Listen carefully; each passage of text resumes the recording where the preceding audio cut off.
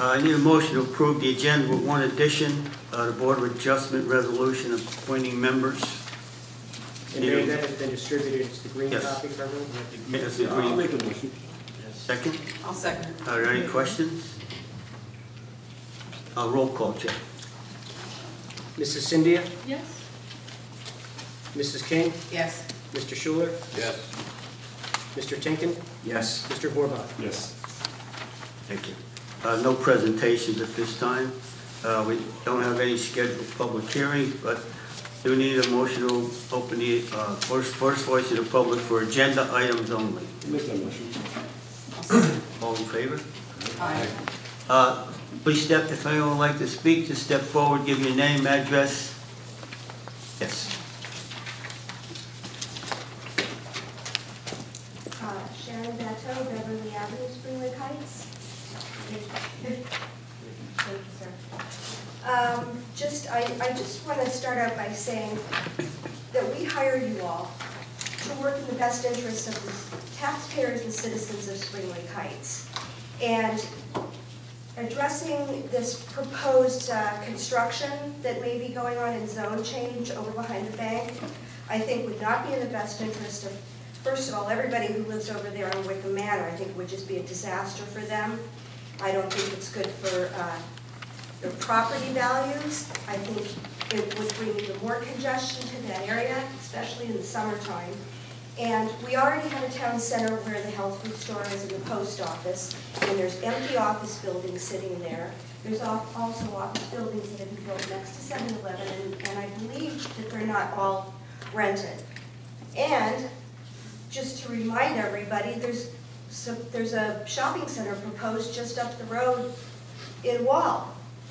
And in the summertime, the traffic is bad already. I can't imagine what would happen if then you stick office buildings back there, disrupting things further. And it affects all of us. And I just would hope that everybody would just really think about that before they vote yes on something so ridiculous like this.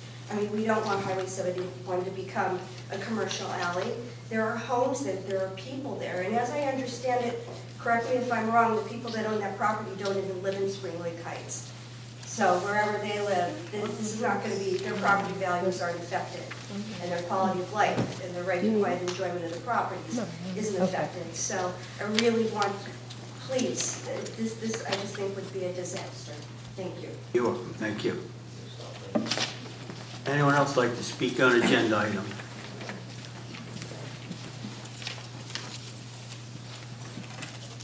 Judy Murphy, 2014 Highway 71. I'd also like to speak on the B3 commercial zoning district veterans. You know, things always don't look so bad when you look at the Montessori piece of paper and you highlight it with a little highlight. And the reality is that what you really needed is something saying that this is what your future's going to look like. And it should have been a color rendering. The then, the now, the future, and the vision. And there really doesn't show a need, again, it seems to be to the benefit of one particular party that this change is coming about. And New Jersey being the most densely populated state as it is, it just lacks even more inappropriate density to the persons, the environment. There's wildlife back there. There's deer, there's turkeys, probably nesting birds. I don't know if any studies have been done about that. The traffic is also already heinous, and even though this is supposed to change it, parallel on a road doesn't always decrease the run out at some other point. You know what happens. There are studies that have been done that adding an extra lane to a major highway doesn't actually decrease the congestion. So I guess some other questions are, you know, what studies were done for drainage, pollution, sewer, traffic. And the other thing is, there's nothing about showing the structures or the landscaping, proposed lighting, and to come out in the future, the residents of Wickham Manor, smoke from restaurants being allowed, airborne particles, noise from air conditioning units, restaurant equipment, unsightly garbage, smells from same, glare, vibrations, and heat throw-off, just to name a few. So I think it's a reckless rush to change. And without anything, and I just think that considering that there is a lack of available land in New Jersey as it is, why are we going to be, this is not the city. We don't live in the city. We moved here because it wasn't the city. We want to live in the city. Which won't happen. Thank you. Thank you. Anyone else? Yes, sir.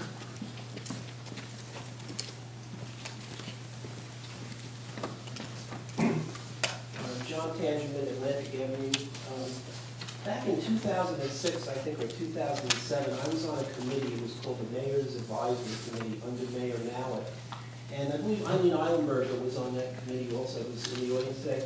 And we sent a questionnaire out to the people of Spring Lake Heights, asking them how they envisioned their town. And that questionnaire came back, and it was compiled, the answers, and I believe it's obviously was presented to the council at a certain point, that council at that time. But one of the questions was, how do people see the future of Spring Lake Heights? And overwhelmingly, people said they didn't want to see commercial development, specifically on Highway 71. So I just wanted to remind the council of that question. That was the last time anybody was publicly polled about this kind of thing. And most people said they wanted the town to stay basically the way it was, which was this kind of a small town, suburban environment. So I just wanted to remind you that. Thank you.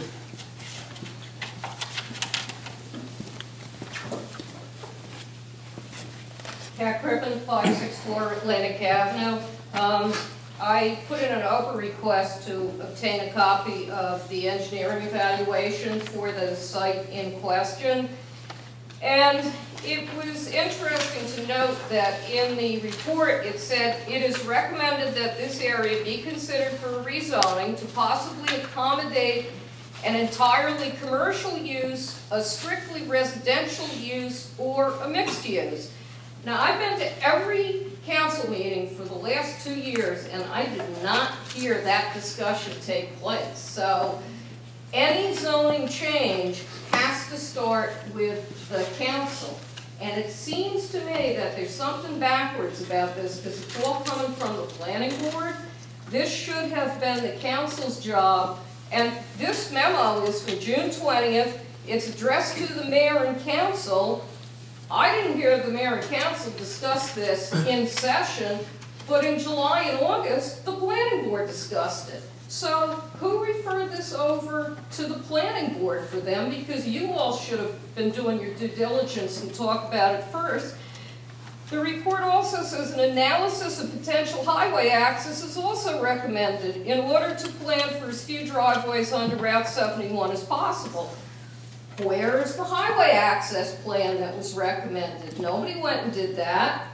And as far as fewer driveways, you already have a driveway cut for every parcel up there now. I don't know how many fewer you would have than what you already have and how that's going to disrupt traffic, but that's why you need a traffic analysis.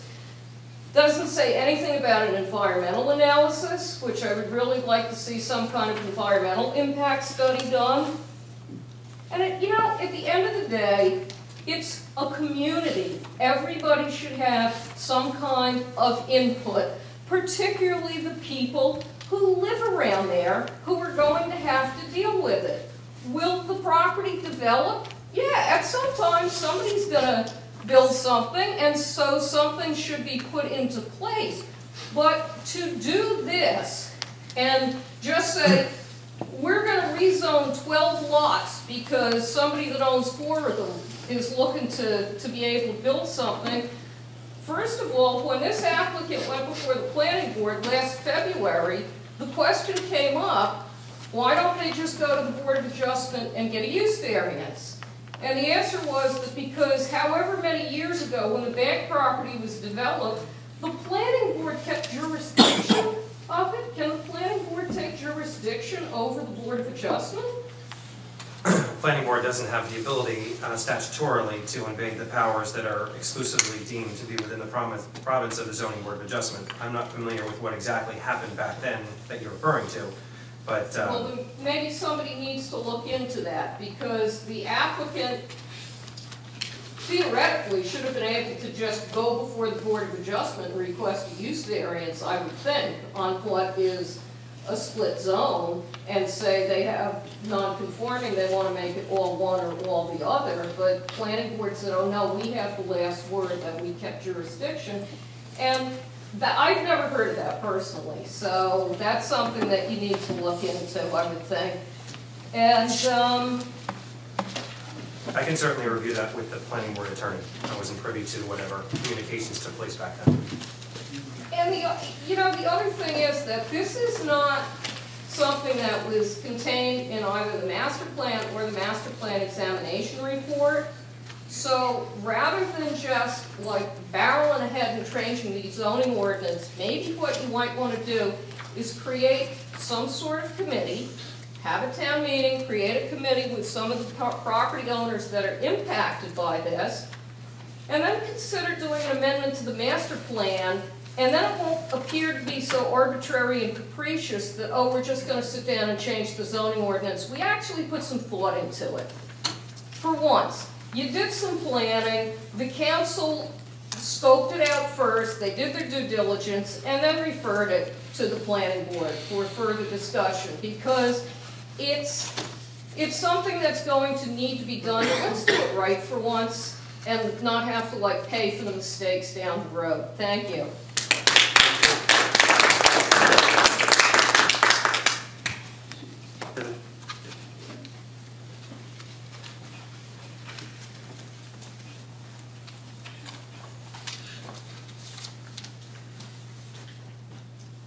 Yeah, my name is Ed McGurk. I live at 12 Hill Road.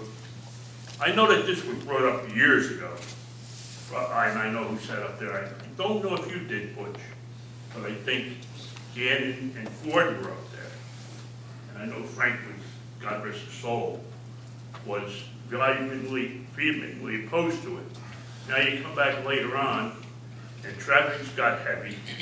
I live on the Lair Road, sometimes on a Saturday or Sunday.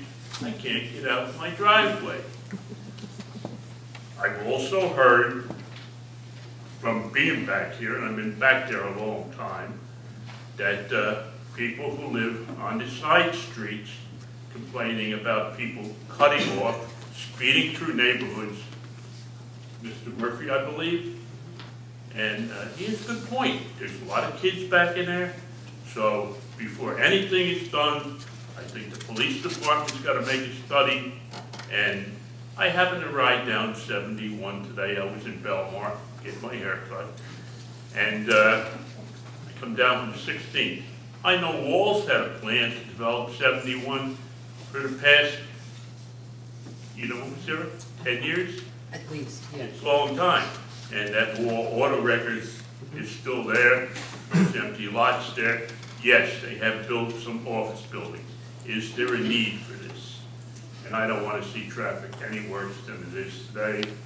Please look at it, take your time, and do the right thing. Thank you. Thank you.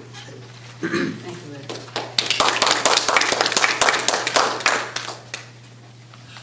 you, Ed. Gladys, Pitney Drive. I'm opposed to the whole thing. It was brought up years ago and it went nowhere. There's so much traffic now on 71 and swinging onto Allaire Road.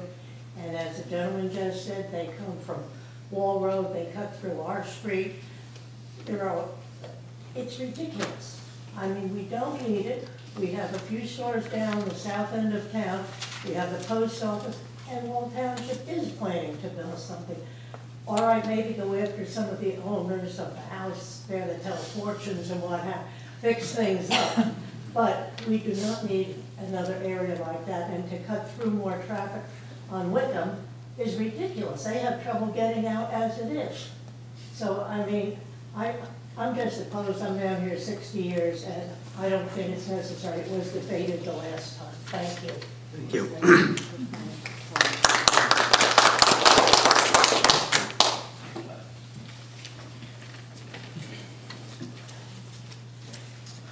John Lewis, Prospect Avenue. I wanted to ask about R 2013-18. I see Gary McLean is going to be appointed to the Sewage Authority. not sure about between the water authority and the sewage authority. One of these authorities gets a lot of people in during their meetings asking them to do away with the health benefits. They get a $2,000 a year salary for the job, but $20,000, is that the sewage authority? I believe it is. This is health care? Yes. Okay. And it kind of overlaps with what I'll talk about later. But there was a panel, a blue ribbon panel with Paul Volcker, if you know who that was. And it's for the state budget crisis. And after they got done, the state of New Jersey, the state of the state, is pretty bad shape. And here we are with $25 billion in pension liability, which is paled by the $59 billion unfunded liability for health care benefits. And the reason that we're in this shape is because of politicians that just can't get away from giving away the store and then telling us what a good deal we're getting here. Now, I don't understand why you couldn't take somebody that doesn't need health care benefits and put them on the water authority or the sewage authority. Well, I did clarify that today, John, that that was grandfathered. Is that correct? Yes, Councilwoman Cindy raised several questions and asked me to contact the sewage authority, and in this case it is the sewage authority that we're talking about, okay. South Monmouth Regional Sewage Authority.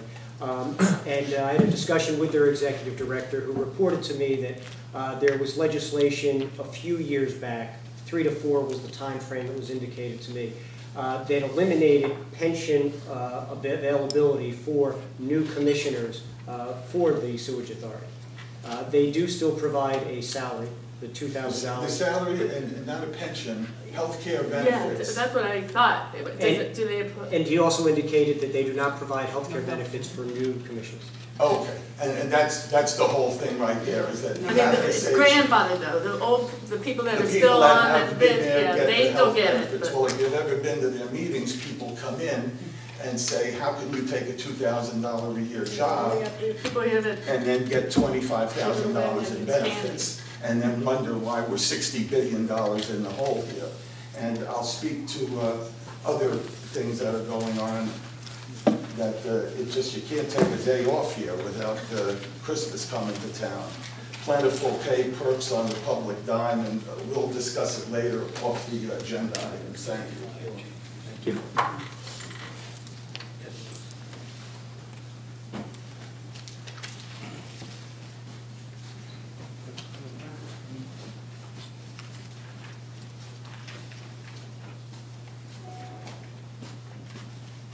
Ed McGurk again.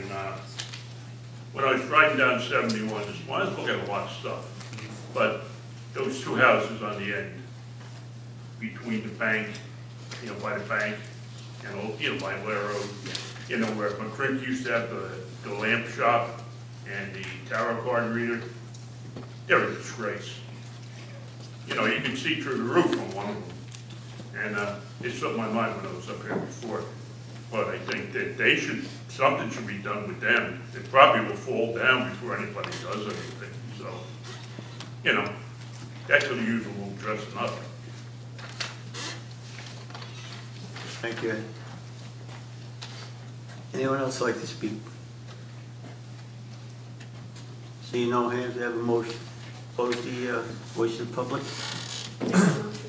Second? I'll second it. All in favor? Aye.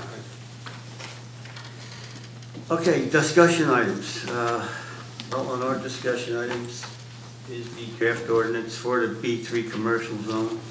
And I'd like to just bring Councilman Timken up to speed on this. This is a new ordinance. Did you have a chance to go over it? Would be changing that from Alair right down to Pitney to a B3 commercial zone. Yeah, I had a chance to go over it, Mayor, but of course I do have some questions, so I guess when we open it to questions, Yes. I'll be asking Questions? some questions. You may ask. You have a question? I'm sure. Well, We're going to discuss it. Yeah, the residents gave me some history on this, but I guess how did it come to us? This seems more like a planning board issue. How did it get here? I just want to make a comment that our planning board representative is Rich Diver, who's not here tonight. So I'm questioning why it's even on our agenda. Mayor, if I may, I'll provide whatever background I can.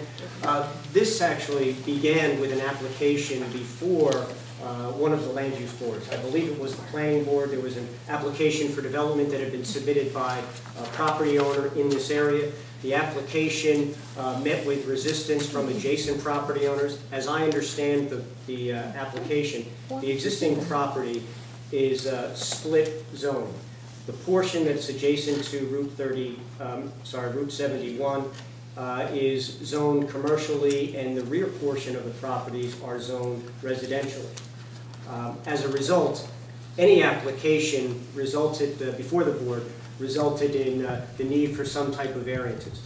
When the adjacent property owners objected to the proposed residential development, the application was withdrawn by the property owner, and an alternative that's available to them is to request a rezoning.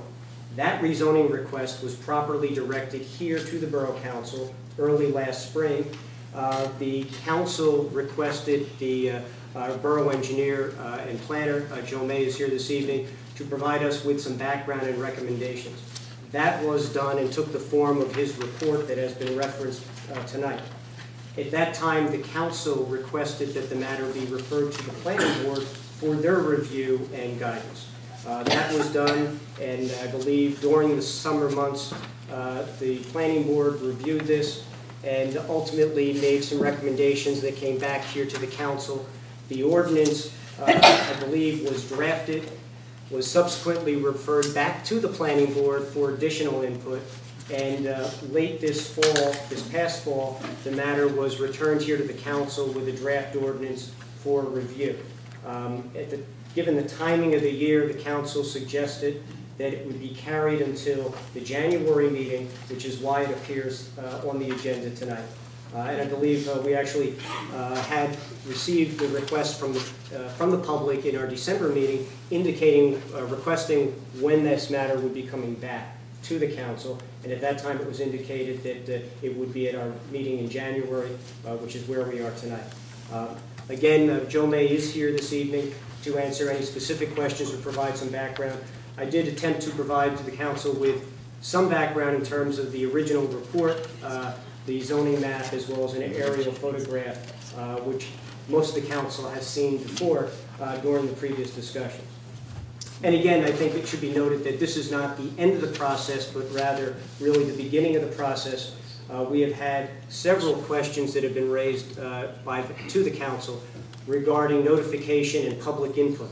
And it has been made clear from the start that the process begins with the introduction of an ordinance, which, given the nature of this rezoning, would require specific notification to all property owners within 200 feet of the proposed rezoning, so that all property owners would be advised and would have an opportunity to publicly comment on the ordinance and the proposed zoning change, if in fact the council votes to move it forward. So has the 200-foot rule been put into place now, or they're waiting, it goes on what we do tonight?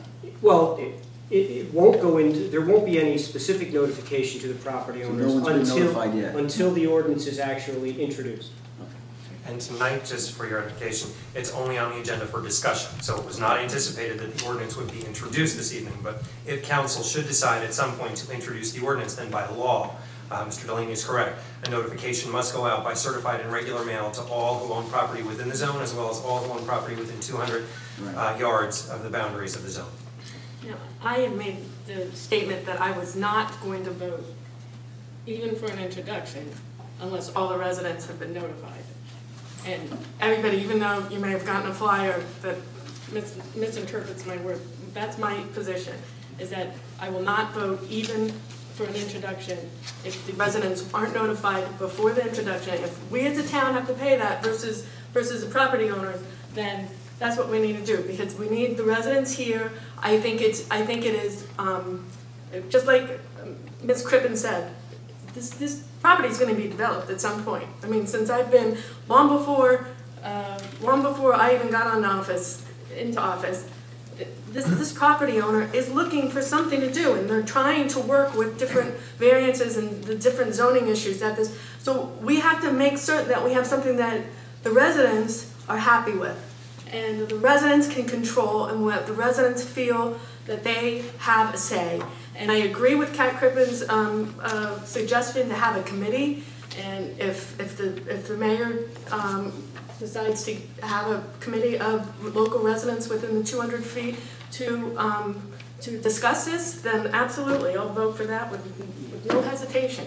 But, you know, the thing is I don't want, and I had this discussion with Councilman Diver, that I don't care if it sets a precedent, that if you guys are asking me, or whoever it is asking me to change the zoning, the first time I've ever had a vote like this where I had to change zoning in a town, I believe in the fact that, you know, when you start cutting up and changing zoning in certain areas, you can really change the footprint of your town.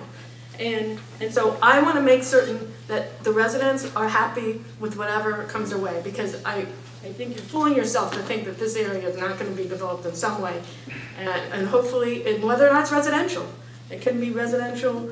I remember we saw one was when I was on the planning board 3 years ago, residential. I really liked the plan, bring a lot of rateables. I thought it would be a win-win situation.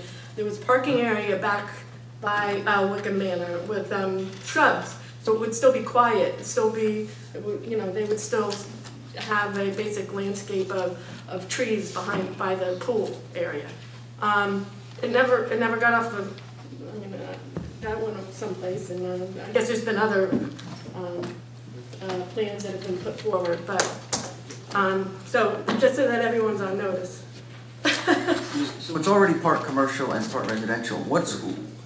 If there's already space for commercial buildings there, why is this change needed? Why are we being asked to change the entire parcel to commercial if there's already an opportunity for commercial development? Joe, can you Yeah, bring Councilman? based on discussions at the planning board, the rear of the property, the applicant presented residential homes in the rear of the property, and the planning board didn't feel that that was a good layout for the property. It was causing logistical problems. There was fire and safety problems. There was going to have to be a sort of cul-de-sac repaired, and there was also objections to the proximity of residential buffers relative to commercial buffers. The residential buffers are smaller. So they discussed about if we make it residential, the house would be close to Wickham Manor. So those are some of the reasons that this application wasn't received that well, and that's why it was withdrawn. We look at this. The fact of the matter is, the applicant's going to develop the property, and he's really looking for guidance. So our office did an evaluation based on what we felt was the most appropriate use of that property, considering its majority is commercially zoned now. And it wouldn't be proper to stick residential behind that to cut through a commercial property. Flag lot in the back, right? Essentially, that's what you would have. So you have these little clusters of residential houses stuck in behind this commercial frontage. And that's where we're at today. Mr. Mayor, can we have the speaker identified, please? I'm sorry, Engineer Joe May, I'm sorry. Thank you. Thank you. First of all, I'd like to explain that Mr. Richard Diver is not here with us tonight because he was involved in the ferry boat accident that took place up in New York City, and he is very seriously injured. And I would just ask that everyone please keep him in your prayers and wish him a speedy recovery. And he just wanted us to go ahead tonight with what was planned on the agenda, hoping that if nothing else, the people would have a chance to come out and voice, you know, their opinions and what have you. I also live in this area. I live on Pitney, and I have a lot of concerns, plus I know a lot of neighbors have contacted me with concerns. One thing, and I did speak to Joe May earlier this evening about it, is the buffer zone. I do know for a fact that the buffer zone does not have to be limited at 20 feet. That's the minimum.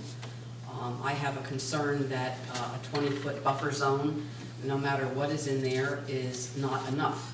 I don't think it's enough for the people that live in Wickham Manor or anybody that lives on Hampton Court.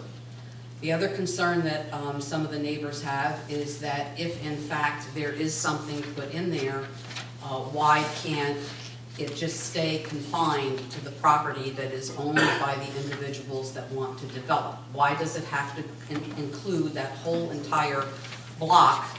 Let's just look at the 4 lots that the people want to redevelop. The other concern that some neighbors have said to me is that these individuals also own other properties in town, which are not maintained very well. And the track record of those properties, they're concerned about what's going to happen now if these people develop this property and they let it go down. One of the properties I understand that they own is the Oaks Apartments, and the other property, of course, is next to the 7-Eleven North. Yes, Joe?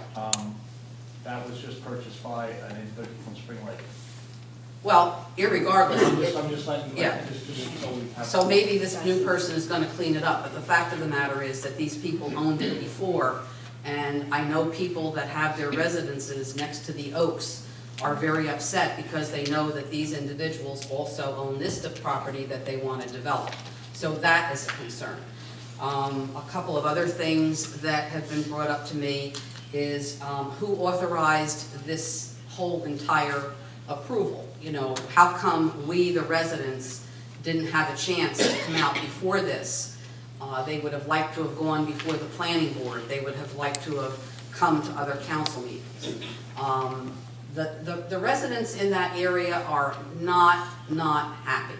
And even though a lot of them didn't come out tonight, a lot of them feel, unfortunately, that coming to the meeting falls on deaf ears, which I told them it does not. I would rather have a whole entire residency here than just, you know, a few people. But they're concerned, and I am concerned as well, because the traffic situation there is absolutely atrocious.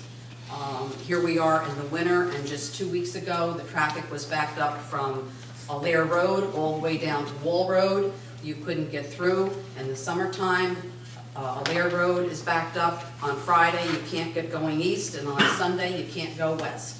So all we need is an additional situation where we have a lot of businesses and everything happening in that one small area, and we're going to end up with worse problems. So I personally feel myself, along with Patty and with Kat, that we need to have more studies done on this. I don't think we should go forward until we get everybody together, find out what everybody's needs are, even if it means sending out another survey paper because people don't want to come to a meeting. But we've got to find something, because this area is highly congested as it is, and we don't need any additional problems. Thank you. Okay, go ahead. Yeah, I'm sorry.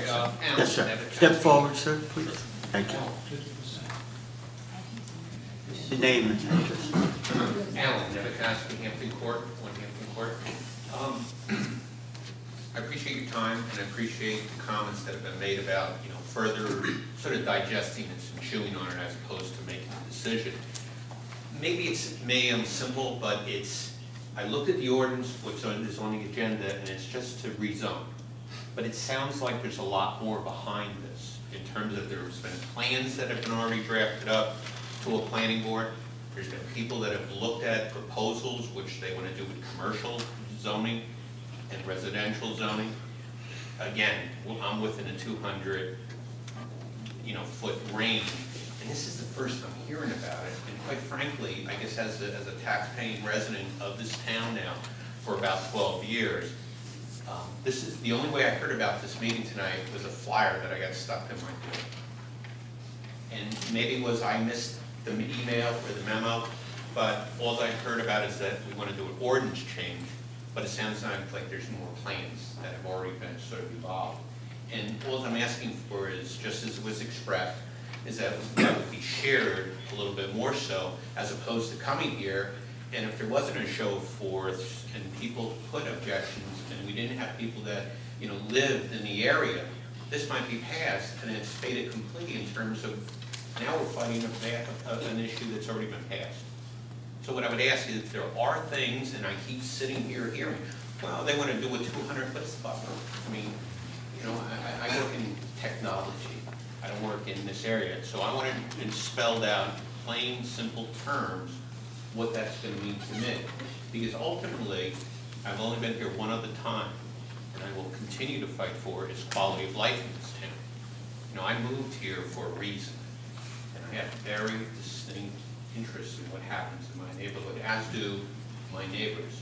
And I just want to know, I'm not against people making a living, you know, developing their areas, but share the plans. Just don't pass an ordinance without us all seeing what you're seeing.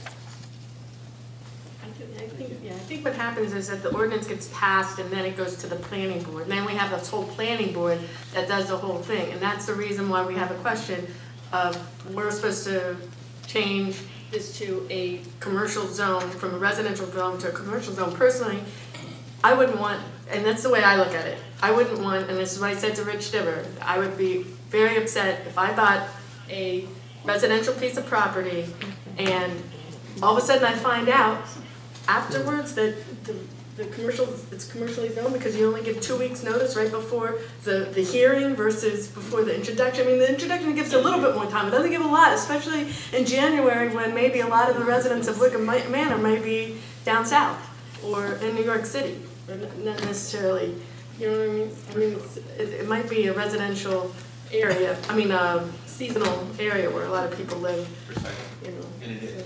Right. Thank you. Yes, sir.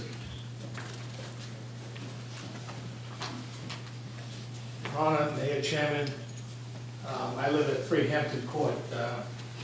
I've been there since it first started. There's only 6 houses there, which three of the families are represented tonight at this meeting.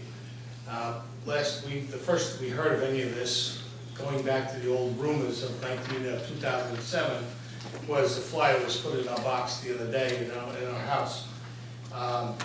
No disrespect to the town or anything else, and Mr. Mayor, I agree with everything that's going on, and there is a need to make things, but the bottom line is, we as residents, we're not part-time residents. We don't go to Florida in the winter time, whatever it is. Most of our neighbors, if you see, there's 3 out of 6 here tonight. And the bottom line is that we need to know what's going on. When we talk to Mr. May and the rest of the stuff about zoning and putting up buffers and everything else, sometimes they come up, sometimes they don't happen. You know, there's so many different restrictions going on the back of our property in Hampton, on the east side of the street, where our property line should be 6-foot fences or whatever it might be. But that doesn't help us with 7-Eleven and the rest of the property and the lights and everything else that are there. When we talk about buffers and we talk about security, concerns about people coming over into our property, it doesn't happen. We have licenses that people stay open until 2 o'clock in the morning. There's loud noises in the parking lot. There's commercial vehicles in there, into our north, into the south, after St. Stephen's to our north, and to our south we have commercial property, where they have commercial vehicles parked in the back of the lot. So we have a lot of concerns. So we look at, when everybody says we should have a 6-foot buffer, and they should put trees on their side of the property line. The trees are not put on the other side of the property line. And we just look at, say, what are we going to do? And everybody says, oh, they're going to do it, they're going to do it. We don't have any buffers. We have the property line on our side of Hampton Court, which we've been there for 12 years. And we have our pine trees on our side, which have grown up. And we look at the other side of the street, the other side of the property fence, and nothing has ever been done. And nothing has ever been enforced. So when we talk about buffers, we talk about soundproofing, we talk about all this kind of stuff, nothing has ever been done. And nothing's ever been enforced. And now you're telling us that we're going to put an egress at the end of Hampton Court, maybe an egress, where people can come in and out of the property. We know nothing about this. We don't even know where the property line ends of our people who own the end of I would say 7 and 9, how much property is in there? Is there room to make a road in there? We don't know. And with all due respect, Mr. Mayor and Mr. Chairman, I look at it and say, like, we don't know. Somebody should tell us something. And all we had, like Alan said before, was a flyer that somebody sent us and said, hey, do you know what they're gonna do? We heard about this in 2007, 2006, 2000, whatever it was. And everybody said, yeah, okay, that's great. And now, when they took down a couple of houses last year, whatever it was, everybody in the town said, oh, don't worry about that. He never made an application to build anything else. He just took his houses down on that property on 71. So we don't know what's going on. And maybe we're in the dark, maybe we're naive. I have no idea. But Mr. Chairman, I just wish my... We will keep you informed. Thank you. Thank you, sir. Tom?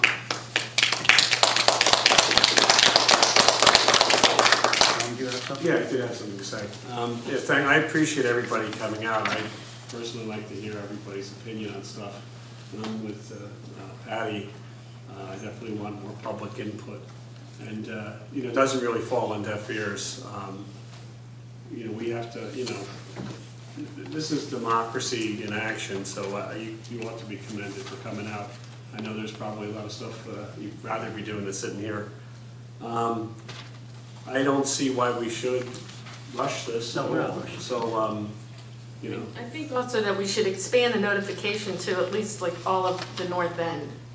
And we should pay for it. I mean, we shouldn't make this is our responsibility, if we have to make a vote tonight as far as to make a motion to... But even if... notification before any... This could maybe be a one-off notification. I don't know if that's possible, Fred, to make an exception for a case like this. So it's not to set a precedent, but I'd like to set a precedent on this. Yeah, I wouldn't worry about that. You No. certainly can provide more notice than is legally required under the New Jersey Municipal Land Use Law, so that's perfectly fine. we should, because, I'm thinking this has been discussed over the years, developing this land, and if we brought more people into the at the table, seat at the table here to discuss this, maybe we can come up with a solution that makes all the residents happy and beautifies the property, so we kind of make a win for everybody. So good. That's all I had to say, and again, thank everybody for coming out. Come to more meetings. We need your help. I think I'm hearing that this piece is going to be developed at some point. It's partially commercial and whatnot, and there needs. Could we do with more ratables? Yes, but I think there needs to be a balance between ratables and residents.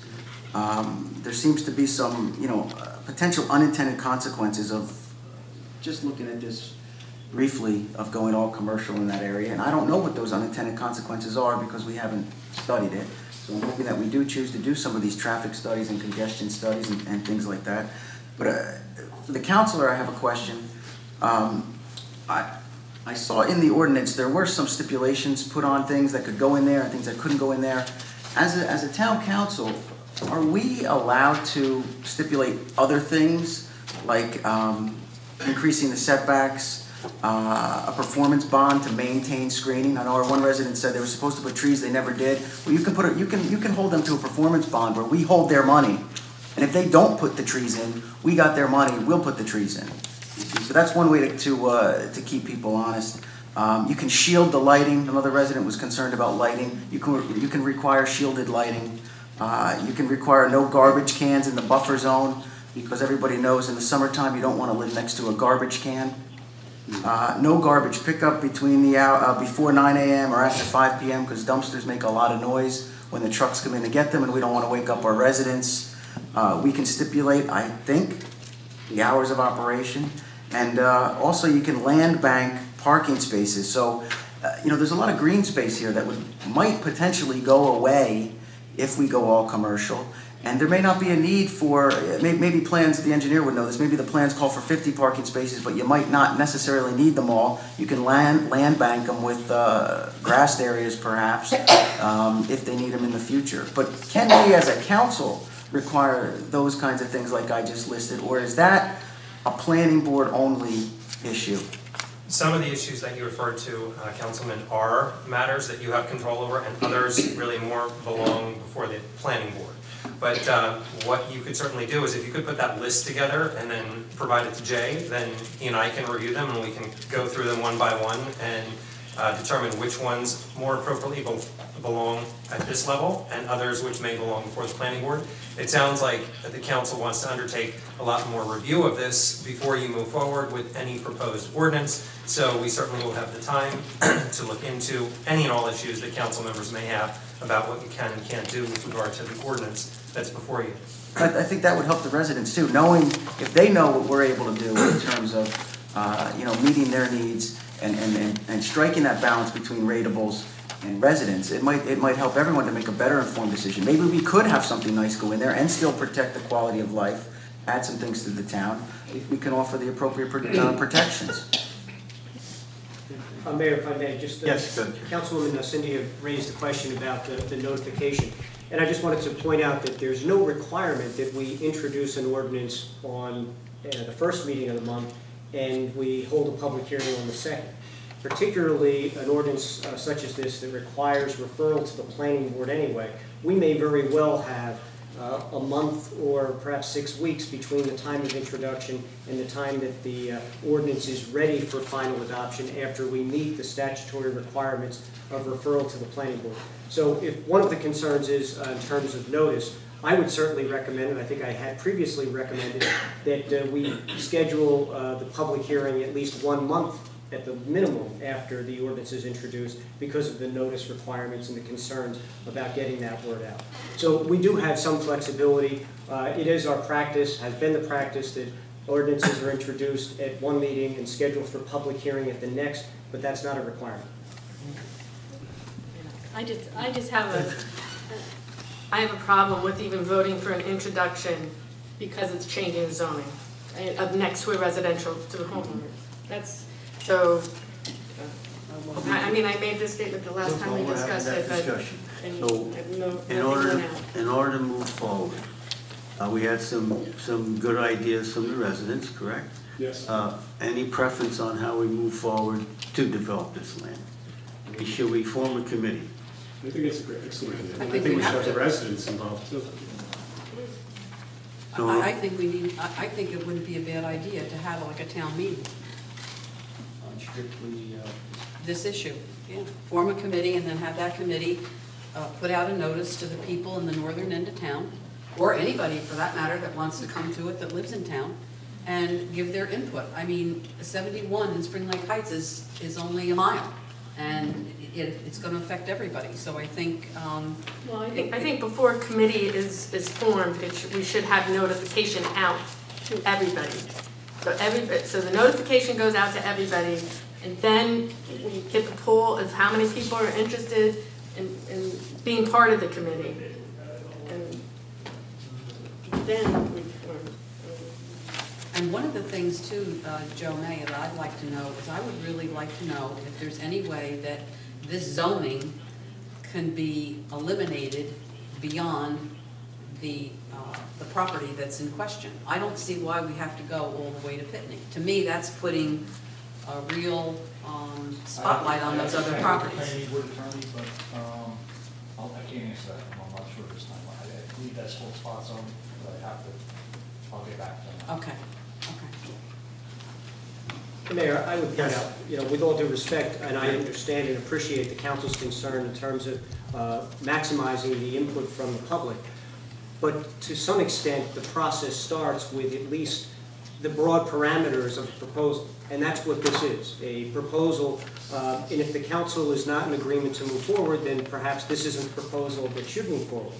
But again, I think once the council, planning board, and whatever other public input you want to include develops a plan, then we start with notification to the public. And I appreciate the comment that notification first, but to me, my experience is that's somewhat putting the cart before the horse.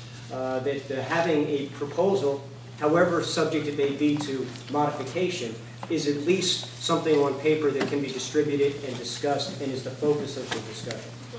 I mean, I don't know if this is possible, so I'm just thinking out loud, so forgive me if this is crazy. But could we get a committee together of residents to talk about the issue and then come up with a proposal that would be a starting point? In other words, get some input first from people who are interested and most affected.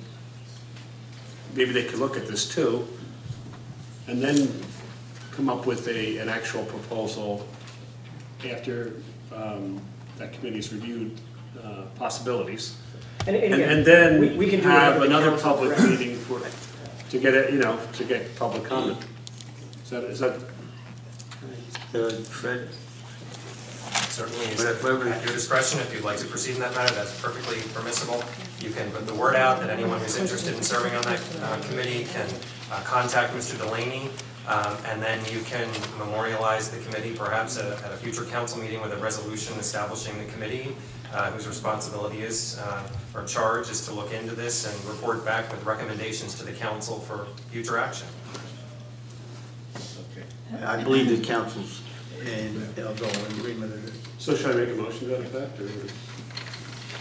But you really don't need to do that just yet. Okay. So if you, as a matter of consensus, are in agreement that you'd like to get the word out for anyone who's interested in serving on this committee to contact Mr. Delaney to set forth their interest, then at the next meeting perhaps you can actually formulate the committee in terms of the size once you see what the interest is out there, how many people are interested, and then you consider who you would like to, who you think it would be appropriate to serve on that committee along with residents of the public. You might wish to have representatives of the borough as well, working with the representatives of the public, maybe one council representative, something like that, and we can formulate that in a resolution that forms the committee after you've gotten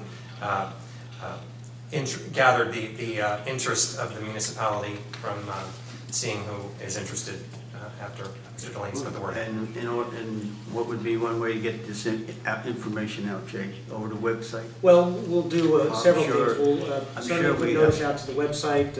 I see we have a reporter from the Coast Guard here. We'll put a formal press release out indicating that the council is considering the formation of a public advisory committee for this purpose. Anything else? Thank you. Thank you, all residents as well.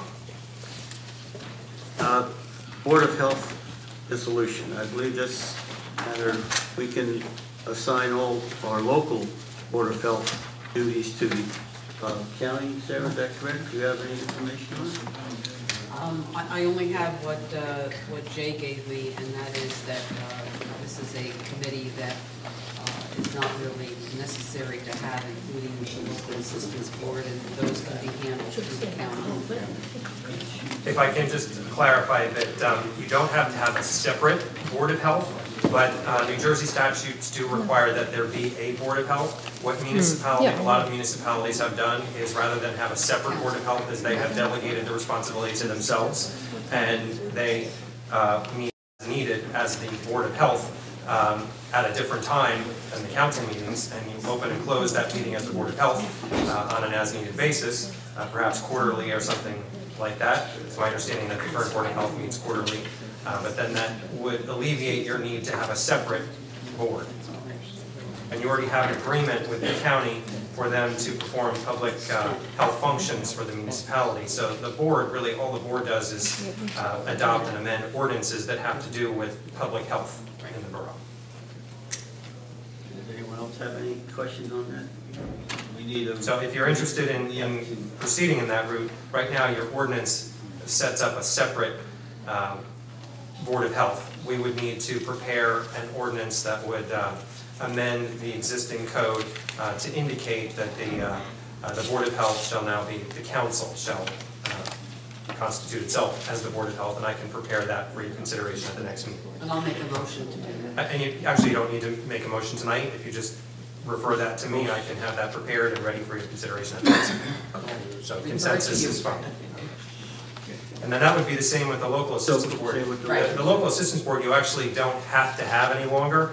Until 1997, all municipalities were required to have local assistance boards, which were responsible for the administration of the general welfare program within the municipality. But with the passage of the Work First New Jersey law in 1997, municipalities were offered the opportunity to transfer those responsibilities to the county. So you no longer have to have an entity within the municipality that does that. You can contract directly with the county to have that performed. What kind of services does that board perform? Mr. Delaney, do you have more Local familiarity? Assistance Board was originally designed to, for lack of a better word, insulate the governing body from the hiring and appointment of a welfare director. Essentially, the primary function of the Local Assistance Board is to appoint a welfare director on a, I believe it's a 3 or 4 year term. In between that time, particularly with, as Mr. Raffetto has indicated, the changes to what used to be referred to as local welfare, those programs have changed dramatically, where essentially the program that is now administered at the local level is a very minimal program that affects very few individuals. Most of those that are seeking any type of assistance are done through the county as it is. So if we were to eliminate or dissolve that local assistance board, would that mean, would people have to travel somewhere else to get the assistance that they seek? No, the board is really only serves in the function of being citizen representatives to hire the local welfare directors. So there's no decrease in services? We wouldn't be decreasing services to our residents? That's correct. Now, I was told differently as far as, back when I had this put to me to eliminate the, not the Board of Health, but the Local Assistance Board, and it was that the resident, the welfare recipients would have to travel to Freeport. Well, we currently have a welfare director that works full-time in Belmar, so Yeah. most of that program is administered through Belmar. So we don't have But that was just since the last gal sheriff put in a resignation. But we have somebody new now. Yes, she's been with us about a year before I arrived, but not much before that. Yeah, what happened in the program before that, I couldn't speak to. But She since January, but she stepped into their shoes. I mean, she has the same responsibilities. It's just that they may go to Belmar because that's where she's based out of. That's correct. Okay. But Sharon now, Mayer. if she's gone, then they have to go to Freeport. that I don't know, and I couldn't speak to. I mean, I look at it as eliminating a service that we currently have to our residents, our welfare residents. I mean, I have no problem if financially we can't make ends meet and we have to figure out a way, but I don't know if I would be for the Local Assistance Board. Now, the Board of Health, my understanding is that there's a vote that takes place. We're represented by votes. Is that what means? After the past couple of votes with golden parachutes, I think I'd be more comfortable with a representative rather than this council. Well, So, you would serve, the council would serve as the body that would adopt and amend ordinances. However, you would still have a representative to the county under the agreement that you have to basically enforce health and perform health responsibilities for the borough on a day-to-day basis. So you do, I don't know who the current representative is. Do you know, Mr. Delaney? Yeah, I believe Dr. Giles serves as, he's a member of our Board of Health. Has been selected as chairman for a number of years, and he currently is designated as the Spring Lake Heights representative to the County Health Commission number 2, which, although we refer to it as the county, it's not the county government, it's actually a separate health agency that provides public health services for Spring Lake Heights and I believe 12, 13 other municipalities. What does the representative actually do? Well, the representative serves as one of, again, 12 or so representatives that, as a body, oversee the operation of the Health Commission. The Health Commission provides the public health services in terms of food inspections, immunization clinics, public nursing, all of the typical health services that are provided that we, by contract, have established a relationship with the Health Commission for. So essentially all we're doing is eliminating our separate body. The governing body would still select an individual as we do to the sewage authority, the water authority, the various committees. And That would represent us for a vote, That's correct. because they vote on the budget. They've got a big budget, like a Yes. huge budget. In terms of the local assistance board, we don't know if someone would have to now travel to Freehold as opposed to Belmont? That's a question that has been raised. I can determine that information. You can find that out, check, okay. Anything else? So we'll find out those answers, and then we'll get back to those. All right, the reports. On mayor reports, I just have some appointments I would like to make to the planning board. I'd like to appoint Dave Petrigan, or reappoint Dave. That would be for a one-year term. I'd like to appoint Roy Francolino as a Class 4 for a 4-year term. Ray Miller as a Class 4 for a 4-year term. Eileen Eilenberger as an alternate 1 for a 2-year term. And James Hackett as alternate 2 for a 2-year term. We'll get those names: Dave Petrigan, Roy Francolino, Ray Miller, Eileen Eilenberger, and James Hackett. All good news. Thank you. And that's it for my report. Councilman, we'll go with Councilman Timken. You have anything you'd like to say to the council or to the residents? Parks and Recreation? Yes.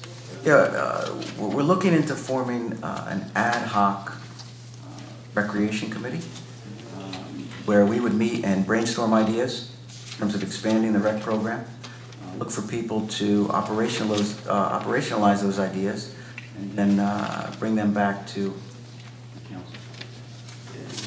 And for expand, you mean? Well, we're talking museum trips, have a museum series, maybe a summer movie series. Okay. Just additional opportunities for all ages of kids and adults in the borough. Yankees. Yankees. Yes. How's everyone? We don't need to take a vote on this, do we, Fred? Or as long as the council agrees to it? We have to take. Talk about establishing an ad hoc committee. Recreation committee. You should take a vote on it. Would you like to have this memorialized? We can put a resolution together. Yeah, I would like establish that, it, not to and we can exceed have that 5 ready for the people. next meeting. No, I would be the chair, Mr. Schuler agreed to serve on it, and we would bring 3 other names for the mayor, and the mayor could appoint them to the committee. Sure. Mr. Delaney and I will prepare the resolution in accordance with your wishes for council's consideration at the next meeting. Thank you. Thank you. Councilman? Nothing to report, Mayor. Councilman Cindy? Well, just the fact that we were denied our grant for the trail at Ocean Road Park, it wasn't quite a surprise, but there were a lot of applicants for grant money for trails, and we have a very small trail in Ocean Road Park, and apparently we did not get approved. So that's a disappointment, but we did have 2 grants that were approved on both Ocean Road and as well as Alair Road Park, so. My report. 2 for 3. 2 for 3, Yeah. Thank you. Councilwoman King? I don't have anything. Councilman Schuler? Nothing. Thank you. Okay, new business resolutions. Now we have resolutions R 2013-17, appointing Janine Gillis as deputy borough clerk. We need a motion and a second. I'll make the motion. I'll second. Do we have any questions? She's a wonderful person. She does a great job for the town. Very helpful. All right. Roll call, please. Mrs. Cynthia? Yes? Mrs. King? Yes. Mr. Schuler? Yes. Mr. Tinkin? Yes. Mr. Borbach? Yes. Thank you. R 2013-18, appointing Gary McLean to the South Monmouth Regional Sewage Authority. Motion and a second. I'll make that motion. I'll second it. And any questions or comments? Roll call, please. Mrs. Cynthia? Yes. Mrs. King? Yes. Mr. Schuler? Yes. Mr. Tinkin? Yes. Mr. Borbach? Yes. Thank you. Resolution R 2013-19, designating various official and individuals to represent the borough. Need a motion and a second. I'll make that motion. I'll second. Do you have any questions on this? A roll call, please. Mrs. Cynthia? Yes. Mrs. King? Yes. Mr. Schuler? Yes. Mr. Tinkin? Yes. Mr. Borbach? Yes. Resolution R 2013-20, appointing Eileen Eilenberger as borough representative to the Shore Community Alliance. I'll make that motion. I'll second it. Any questions? Well, I'd just like to thank Ms. Eilenberger for all the work she does with that. Thank you. She does a lot. Roll call, please. Mrs. Cynthia? Yes. Mrs. King? Yes. Mr. Schuler? Yes. Mr. Tinkin? Yes. Mr. Borbach? Yes. Resolution R 2013-21, approving George Breslin as member of Independent Fire Company Number 1. A motion and a second. I'll make that motion. Second. Have any questions? Roll call. Mrs. Cynthia? Yes. Mrs. King? Yes. Mr. Schuler? Yes. Mr. Tinkin? Yes. Mr. Borbach? Yes. This would be the Board of Adjustment. Would this be number 22, Jay? Yes, Mayor. Excuse me? Yes? Yeah. Okay, thank you. Resolution R No, you 20. already have a 22 later on. What did you skip? I'm sorry, you're right. Oh, 23, I'm sorry. We have a 23 as well. 24 would be the right number. 24, okay. 24, I'm sorry. Resolution R 2013-24, appointing members to the Zoning Board of Adjustment. Need a motion and a second. And the members would be Andy Zelnak, Brian Brendel, Owen Quinn, and Randolph Mechanico III. I'll make that motion. I'll second it. Any questions? A roll call. Mrs. Cynthia? Yes. Mrs. King? Yes. Mr. Schuler? Yes. Mr. Tinkin? Yes. Mr. Borbach? Yes. Thank you. Financial resolution. Motion to move the bills to the Finance Committee. I'll make that motion. Second. Any questions? I'll second. Any questions? Roll call. Mrs. Cynthia? Yes. Mrs. King? Yes. Mr. Schuler? Yes. Mr. Tinkin? Yes. Mr. Borbach? Yes. Thank you. R 2013-22, approving payments of the itemized claims on the January 9th, 2013 bill list. I'll make that motion. Second. I'll second it. Any questions? Roll call, Jay. Mrs. Cynthia? Yes. Mrs. King? Yes. Mr. Schuler? Yes. Mr. Tinkin? Yes. Mr. Borbach? Yes. Consent resolution, R 2013-23, these are raffle license. Need a motion and a second. I'll make the motion. I'll second it. Any questions? Roll call. Mrs. Cynthia? Yes. Mrs. King? Yes. Mr. Schuler? Yes. Mr. Tinkin? Yes. Mr. Borbach? Yes. Thank you. Miss any? Okay, thank you. This is the time of the meeting where we have the second voice of the public. You may speak on any item. Just step forward, give your name and address. Yes, Gladys. Well, I serve Pitney Drive. First on my agenda is when is the public going to be notified about parking on the street during snowstorms, because they're already mentioning possible snow in the future. We have so many cars parked on the street, it's ridiculous. I don't know how the plows could get through.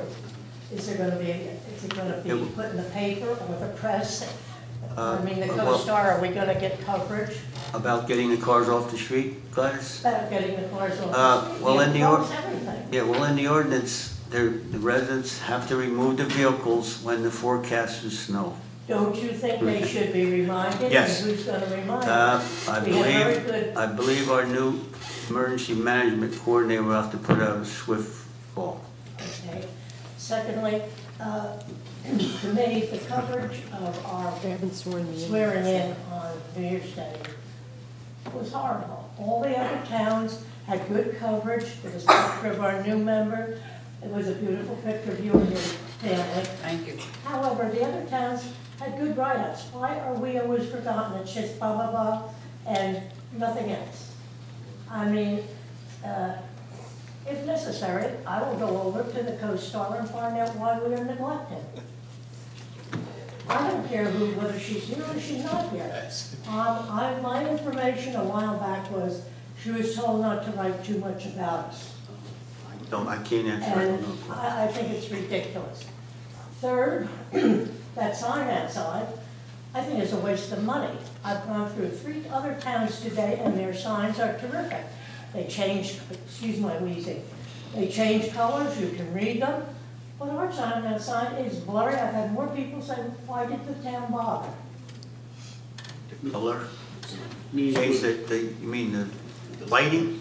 The light, it should be larger actually, and the way that the lighting, that blue background with the white, it just looks like a blur. I've had people that come from Ocean Township down to my house, and they drive through, and they make comments. It's very hard to read. We get to be the laughing stock. If you're going to spend money, put a decent sign up and one that is legible for everyone to read.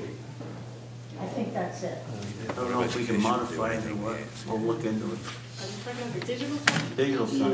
Oh, okay, I didn't know I don't know if they You don't even notice it. No, I noticed it. I mean, I actually was against the digital sign, and because of the town, I was against it, and I didn't want a digital sign in town. But I actually was pleasantly surprised by it, you know? So, I mean, I was a little upset that we got it, and the whole thing was, oh, well, in the case of emergency, we'll be able to notify residents, and then the school doesn't have a generator, and so it was blank for all the whole thing. Well, I think it should be looked into. Okay. See, I don't know if they can change the lighting on that or not. Well, the colors are almost unlimited, so. School colors. School colors. Okay, school colors, right. But I know most of the signs, most of the information that are related to the school, they do use the school color. Okay. But we also had, I've had several people say that they were upset about the letter, that it says Home of the Lions on it versus Heights Pride. And that's, Heights Pride is what people associate with the school, Heights Pride. Thank you, Gladys. Anyone else? Yes.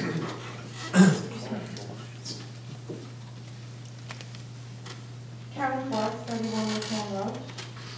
I noticed in the last day or two that there's a new traffic restriction on Alair Road as you're facing Route 71 going east. There's a no turn on right sign there now. And I've turned right there many times in the past. And I was wondering what the reason for that is. It just seems like a trap to me. We have cameras there now. No turn on red? No turn on red. On Alair Road? Well, that's a state road, so that's probably, that one put up by us. You mean by Old Mill and? No, Alair Road. In 71? As you're heading east on Alair Road, it is at the intersection of Alair Road and Route 71. If you are on Alair Road in your car at the corner, the sign is across the street in front of Amato's garage. Facing you. And one of my neighbors alerted me to that yesterday, and I said, well, she was in the car with me, and I said, well, let's drive there. I really want to see this because there's a camera there, and I'm liable just to automatically Our engineer has an stop. answer for you. Okay, I'm curious. There's a visibility. There should be something else for people that it's changed. County or state. Was not endorsed by law. Yeah, no, I was just curious I because I understand. anticipate a lot of people are not going to realize it's there. I haven't seen it yet. Yeah. Okay, well, I thank you for letting us know, because I haven't seen it yet. Yeah, well, I'm glad someone told me because I may have been a ticket receiver. Thank you. Thanks. Anyone else like to speak? John?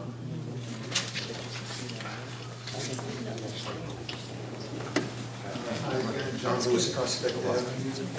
I wanted to talk about an article that was written in the Coast Star some weeks ago. I wasn't at the last meeting. But being that Rich isn't here, he made a statement in it, you made a statement in it. And there's no formula or backup here for a statement that says, I believe we'll be saving close to $700,000. And yeah, that was the Coast Star. And it was about, I guess, the Department of Public Works, that you changed the at-will status to something else and gave. Is there any formula that you have to show any savings at all, much less $700,000? That wasn't, 700,000 wasn't written in stone, but it was close to it.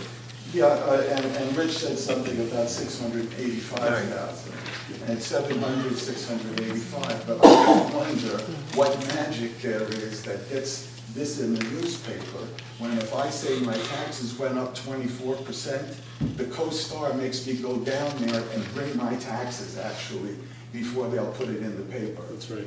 And to print something like this, the public has to know, unless you have a formula that we can see where we're going to save money, all it looks like to the public, and you know I'm a pretty straight shooter here, is that it's politicians taking care of politicians. And actually, it was the politicians taking care of the residents. Okay, well, if you wanted to pay everybody's health care for, you know, till they're 65, then that's taking care of the residents. Well, he's an employee of ours. Okay. And all the residents are employees. He's an employee of ours. Okay. John, I just want to point out that we had closed session about this, and because it was brought to the floor, I could talk about what we talked about. We've heard all of it from you before. We don't want to hear it again. Okay? It's John speaking. It was just the fact that when I read these numbers in here, and I think that residents are reading them saying, oh, that's a good deal, we're saving $700,000. If you're not saving $700,000, and you haven't given any documentation to the newspaper, I don't even understand how it gets in here. Was your great the newspaper or us? Well, you said it, and if you said it... Do you want the documentation? Come into the office, we'll give you the documentation. It's to eliminate the position is what they're talking about. The reason why they're saying... It doesn't say that. As a matter of fact, it says the exact No, opposite. last meeting they all went around saying that they weren't eliminating the position. No, that wasn't happening.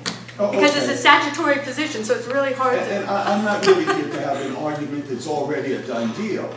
The thing is, all of these articles that I save here, the guy Volker that does the commission says, how is the state going to get out of this $69 billion hole that we're in? And if I go through all of the things, and some of the things here, I mean, some of them are funny. It wouldn't be funny, except that it's real money. One guy works 24 years for under $10,000, and they give him a $140,000 job on the 25th year, and he retires with a $70,000 pension. And it keeps going on and on and on, and the commission says it's not a revenue problem in New Jersey. It's a spending problem. Absolutely. And how do you get people to stop spending our money and then telling us that it's a good deal? It's not a giveaway a golden parachute for $100,000. For as many years as that job was created, let me first say, I'm here long before there was a Department of Public Works superintendent. My garbage got picked up, the leaves got picked up. That job, keep in mind, was created by a politician and then was taken by a politician. And then 15 years later, we're in a panic. I don't even understand what the impetus was to change the policy of 15 years and then go from an at-will employee and sign another contract. So that you could give them a golden parachute. Railed against the Democrats that were sitting up here that did it some years ago. His legal status was changed so that they could warrant giving him a golden parachute in 15 months. It looks like a 7-year if you call a health care coverage for 5 years a golden parachute, it's $100,000 worth of taxpayers' you got a different money. explanation. Everybody would like to have Everybody doesn't work Let's for us. retire early. Everybody doesn't work. I know you didn't, I know you didn't. It seemed like it worked much better when it was half and half Democrats, Republicans. You couldn't fight fast enough to see who was gonna save money.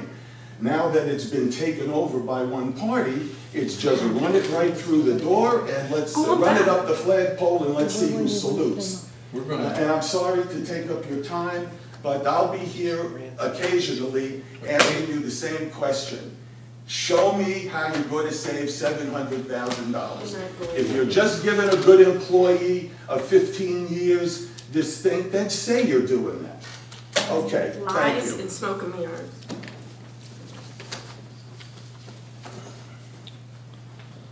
Anyone else? Yes. Karen Clark, 31 Redtown Road, on the same topic. Do we have any influence over the signs that the county or the state puts up on the roads in our borough?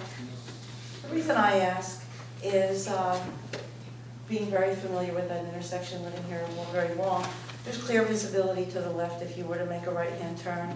And it's not that I'm just in favor of right-hand turns. My bigger concern is, particularly in the summer, when we have lots of traffic in the area. I live in Wickham Manor, and it's very difficult to exit onto Allaire Road now because of the traffic backed up west of that intersection of Route 71 and Allaire Road. And I frequently have to go out the back to Pitney and go around and make a circle to go where I want to go. And that sign is going to stop some traffic flow. And it's going to make the congestion a lot worse there. So I just wondered if we have any influence over that, if indeed we did, if we even feel it's appropriate, to have that sign. Just wanted to raise the issue.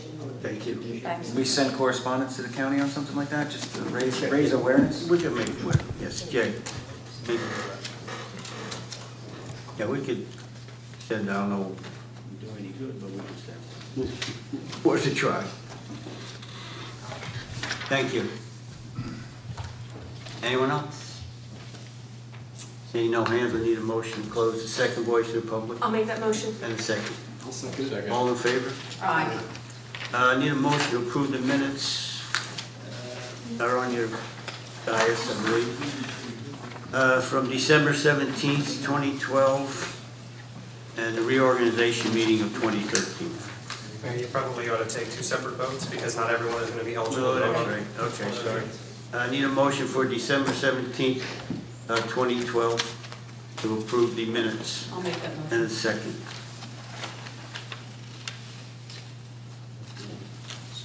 Second. Any questions? A roll call. Mrs. Cynthia? Abstain. Mrs. King? Yes. Mr. Schuler? Yes. Mr. Tinkin? Abstain. Mr. Gorbach? Abstain. You haven't had a chance to read it. Yeah, I'm going to abstain because I haven't had a chance to read it. Just got it. They passed with a vote of 2-0 with 3 abstentions noted for the record. It passes, the approval of the minutes 2-0. 2 voting yes, 0 voting no, with 3 abstentions noted for the record. Thank you.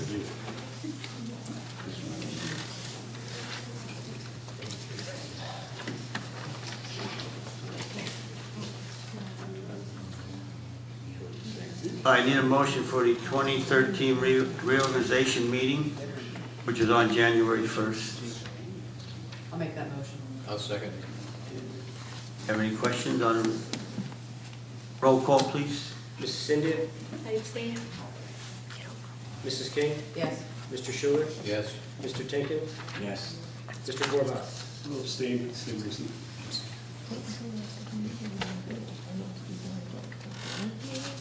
Okay, looks like yes. Need a motion to adjourn. Make a motion. All in favor? Aye. Thank you. What if you do it now?